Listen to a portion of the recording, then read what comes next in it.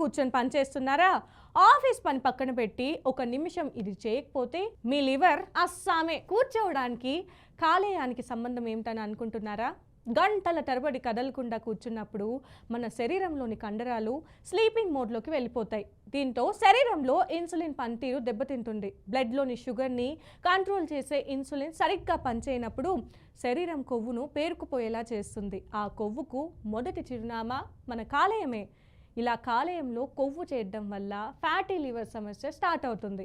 ఆఫీసుల్లో లేదా ఫ్యాక్టరీస్లో డెస్క్ ఉద్యోగాలు చేసేవారు, విద్యార్థులు, గంటల తరబడి స్క్రీన్ ముందు గడిపేవారు ఈ సమస్య బారిన పడే ప్రమాదం ఎక్కువగా ఉంది.